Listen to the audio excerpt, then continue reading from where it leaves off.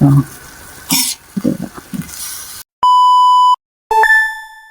Ginisang Baguio beans. Share ko lang ha. Isa to sa lagi kong binibiling ulam ng college pa ako. Kung taga PUP ka at batang 90s, makaka-relate ka nito. Lalo na yung mga hindi burgis. Kasi ang isang order ng gulay noon ay 10 pesos lang. O di ba ang mura? Isa to sa nagsalba sa aming mga estudyante. Afford kasi ng mga estudyante yan. Tsaka marami siya sa isang order. Parang ito yung pinakapansit kanton namin. Dahil hindi naman kalakihan yung baon namin noon. Pinaghahati-hatian namin yan ng mga kaklase, kabarkada, or ka-organization. Kumbaga, kung wala kang baon, makakakain ka pa rin. Grabe ang bayanihan ng mga estudyante dati para lang makasurvive sa pang-araw-araw. Dahil nauso sa amin noon yung patak-patak, lalo na sa organization namin. Yes, 2 organization ang sinalihan ko. Yung Panday Pira, kung saan ka-member ko sila Tado, Bong Pascasio ng Green Department. Dito hinubog ang pagiging artist ko, kineme.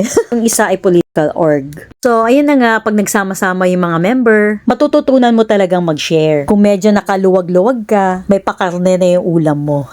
Alam nyo ba, maski ganyan lang yung mga ulam namin noon, ang saya-saya na namin. Yung hindi mo akalain nakasurvive ka ng isang araw dahil sa gulay na yan. Kaya malaking bahagi ang ulam na to sa buhay kolehiyo ko. Finish!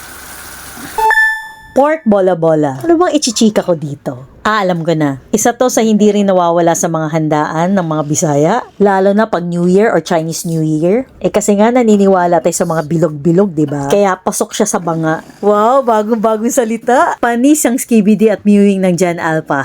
Charot lang. Etong pork bola-bola, isa sa blockbuster dish ng mama ko noon. Sa negosyo nilang Elson Inato lang restaurant. Ito yung vivid memory. Vivid!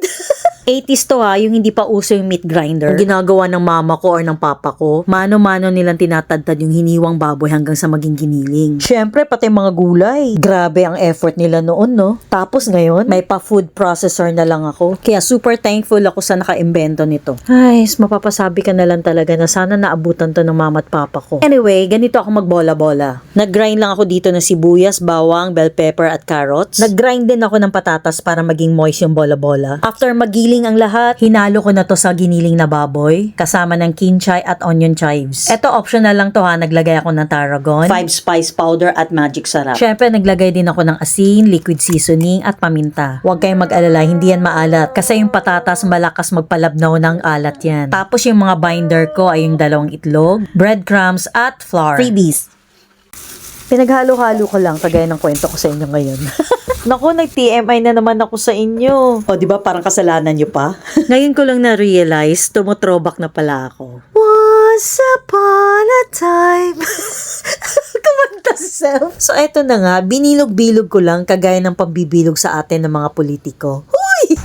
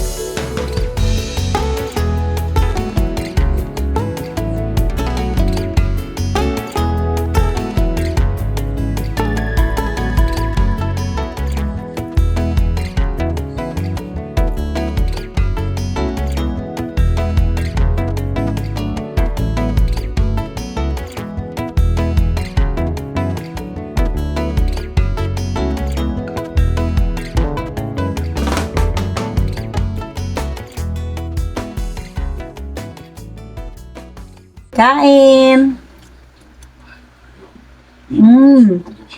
Sarap. Ang juicy ng loob. Mapapakanta ka ng mambobola. Char. Boladas mo'y tigilan na.